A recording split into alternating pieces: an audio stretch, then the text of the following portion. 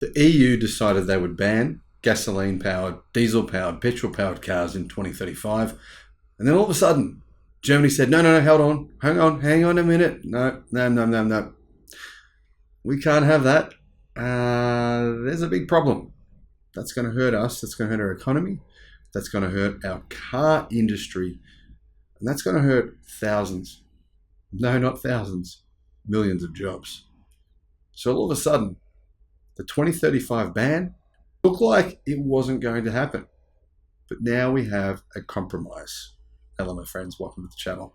Great to see you. Thank you for tuning in. And thank you for subscribing and supporting the electric revolution. It's great to see you every single day. Things globally are improving. And then you see things like this from Germany and in fact, it wasn't just Germany, it was Italy as well.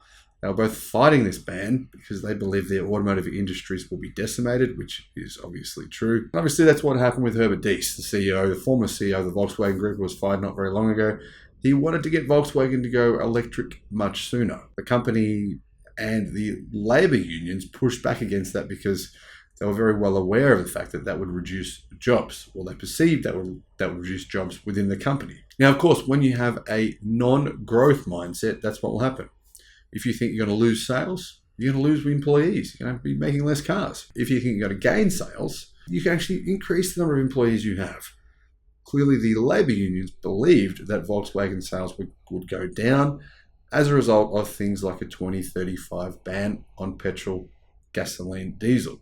So they fired Herbert Diess. Therefore, it came as a bit of a surprise that the European Union did attempt to follow through with their ban on petrol, diesel, and gasoline-powered vehicles in 2035.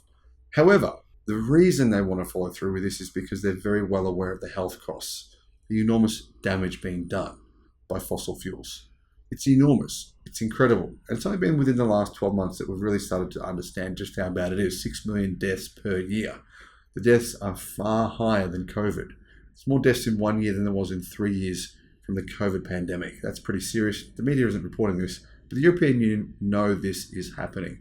However, Germany had a last-minute pushback against the European Union's regulation to ban new combustion engine cars by 2035.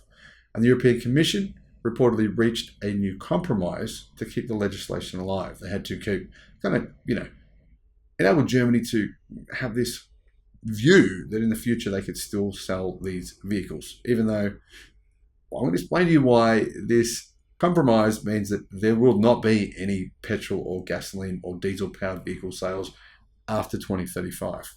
Now, according to a report from Bloomberg, sources said the EU is offering Germany a promise that it intends to provide further clarification on how e-fuels could potentially be used after the 2035 combustion ban takes effect. As I mentioned on the channel, e-fuels are a bit of a joke and really not viable, but that doesn't matter. Germany clearly thinks they are. The original regulation is part of the Fit for 55 package, which aims to contribute to the European Union's overall climate objectives for 2030 and 2050 by directing the automotive industry towards low and zero emission technologies and making it possible for consumers to adapt and actually buy these cars, making it possible for consumers to have affordable electric cars. The EU hasn't provided any specific timeline for providing the revised proposal to Germany and the other member states such as Italy. Bloomberg believes it is just a matter of time before this ban does become official, does come into effect as it has in California and in other countries around the world. Apparently, the European Union hopes that this compromise will be enough to appease German decision makers, appease the labor unions, appease the car companies, including German Transport Minister Volker Wissing, as obviously the massive automotive industry is crucial to Germany's economic success, to their economic prosperity. Without it, they would lose millions of jobs. In fact, they will lose millions of jobs. Unfortunately, that is simply inevitable. There's nothing that they can do now, or is there? Well, look what the IRA has done for the United States. That's a question worth talking about. According to the German Association of the Automotive Industry, the German automotive industry produced 3.4 million cars and commercial vehicles in 2022 and employed more than 800,000 people directly, but millions of people indirectly. For around one direct automotive job, approximately 10 supporting jobs are provided. Bloomberg's anonymous source suggested that the proposed amendment would modify the regulations dictating the types of vehicles permitted on European roads to allow certain cars that exclusively run on e-fuels, even after the upcoming ban on combustion engine cars is enforced in 2035. However, there's a big problem here. You're probably thinking to yourself, yeah, but I mean, e-fuels, sure, maybe they're sourced in clean ways, but the actual fuel burns the same way as gasoline, as petrol, which is true. If you take a vehicle, put e-fuels in it, and you run it, it sends emissions out of the exhaust, just like any other car does. It's a myth that it doesn't do that. So it's been suggested that additional technologies or fuel additives would need to be integrated into new vehicles to prevent them from using prohibited fuels beyond the 2035 deadline, as e-fuels have an identical molecular composition to traditional fuels. And there's the problem. Cigarettes were banned smoking in outdoor areas and indoor areas many years ago because we realized that they were bad for all of us. The same should apply to cigarettes or other things that produce the same things as a cigarette. Same problem, right? The e-fuels, known as synthetic fuel, are a type of fuel produced by using renewable energy sources to capture and store carbon dioxide emissions during their production, making them a potentially carbon neutral alternative to traditional fossil fuels. But whether or not they actually can capture that carbon in your city and then reburn it in your city is a completely different story. It's very unlikely that carbon capture would happen within dense population centers, meaning you're basically taking carbon from somewhere else and putting it into your city. It really doesn't make any net difference to the actual health of those citizens living in the city, breathing in those fumes. For example, here in Bangkok right now, there's fumes everywhere. Is it very likely that carbon capture would happen here in Bangkok? No, it isn't. Look at Porsche's actual synthetic fuels plant. It's in Chile in the middle of nowhere. And there's one other big reason why these vehicles will never take off.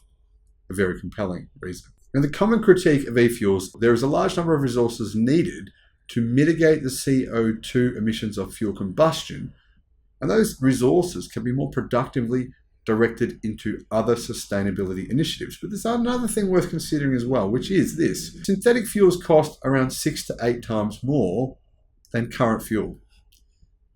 Current fuel prices are extremely high. Would people really be willing to pay 6 to 8 times more for their fuel? I don't think so. Hey, you know what? Maybe if this goes into law and synthetic fuels are allowed, we'll see, say 3,000 or 4,000 sales of Lamborghinis, Porsches, maybe. But then again, maybe not. Look at the new video on Evo's YouTube channel. If you haven't seen that, hey, I'm going to give them a shout out. Evo, they love performance cars. Their viewers hate EVs until they tested the rematch Navira. They compared it to the most expensive Bugatti Chiron in history, costing $10 million. And they said the rematch Navira is better in every single way. Everyone in the comments just admitted the time is over. The electric car is here. Let me know your thoughts in the comments, and thank you for watching.